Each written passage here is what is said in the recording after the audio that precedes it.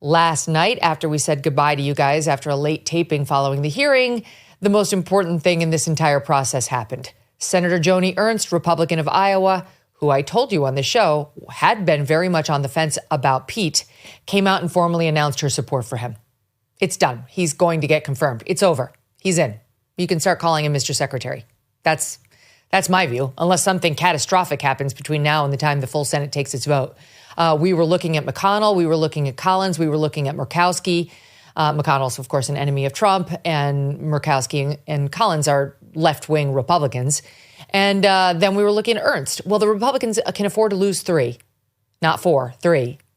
If it's 3, it'll be 50-50 vote in the Senate, assuming he gets no Dem votes. And then the vice president, as president of the Senate, would cast the deciding vote. That would be J.D. Vance, and he'd be confirmed. We're not even hearing any rumblings about McConnell and the other two now. They haven't officially said that they'll be voting for him, but Ernst was the pivotal character. There isn't a person, including you, Susan Collins, you, Lisa Murkowski, or you, Leader McConnell, who cares more about women in the military than Joni Ernst. There is not one. Not you, Kirsten Gillibrand, none of you. So if she's on board, there is no excuse for, in particular, these Republicans, who I just listed, not to be on board. And I think they'll realize that.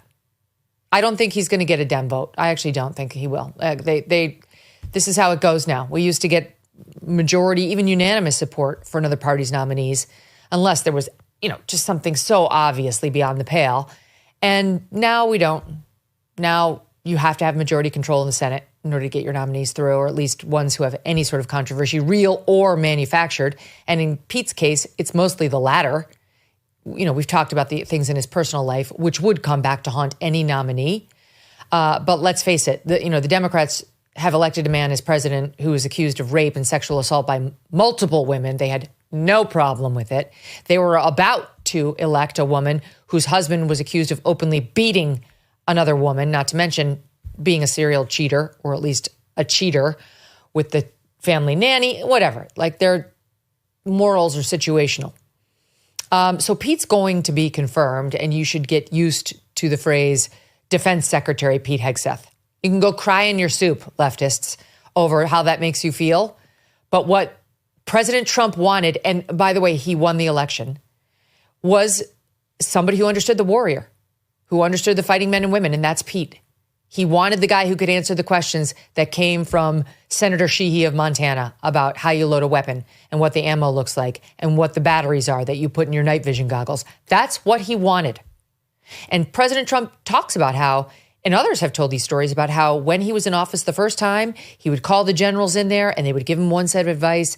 And then he would call the enlisted guys in there and ask for their take. And this would upset some of these generals. Not all of them, but some of these generals would get irritated that these lowly plebes would be listened to by the commander-in-chief. Well, it turns out Trump was way more interested in what those lowly enlisted guys had to say than the generals. And this pick reflects that. Pete's a major, he's not a general. But my point is, he wanted somebody who had actual boots on the ground, as Pete put it yesterday, dust on the boots fighting experience, where he was laying his own life on the line repeatedly for the country. That's what Pete has done. And that is the mentality he's going to bring back into the Department of Defense. It was interesting, one of the exchanges where Kirsten Gillibrand, and don't get me wrong, she was hysterical yesterday. Very strange performance.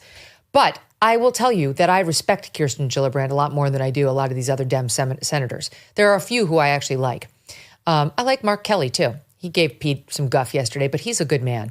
But Gillibrand has done a lot to help protect women in various spaces, and I respect a lot of what she's done. She's not generally this much of just an emotional mess. But she's wrong about Pete.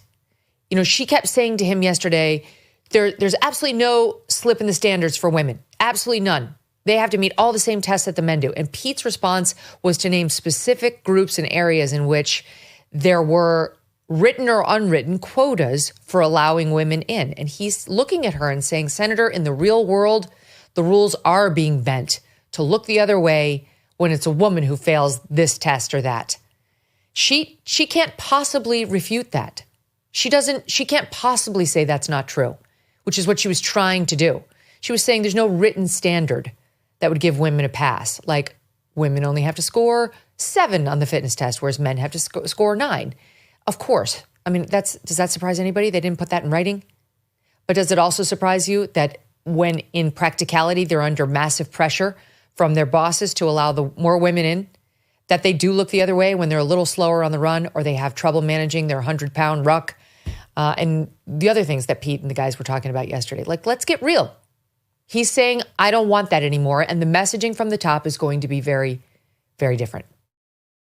Increased tariffs on our trade partners, tax cuts, and regulation changes. There's a reason why gold is a diversification tactic now more than ever. Birch Gold is releasing their ultimate guide for gold in the Trump era with a foreword by Donald Trump Jr. To get your free copy along with Birch Gold's free information kit on gold, text MK to the number 989898. Here are the facts. The national debt continues to increase. Our interest payments on the national debt continue to increase. And gold can be your hedge against a weakened dollar. Birch Gold can convert an existing IRA or 401k into a tax-sheltered IRA in gold. Text MK to 989898 for your free copy of the ultimate guide for gold in the Trump era. No obligation, just information. With an A+ rating from the Better Business Bureau, countless 5-star reviews, and thousands of happy customers, find out more about Birch Gold today. Text MK to the number 989898 to figure out your diversification options today. Thanks so much for watching. If you like what you just saw, hit the subscribe button for more clips and full episodes.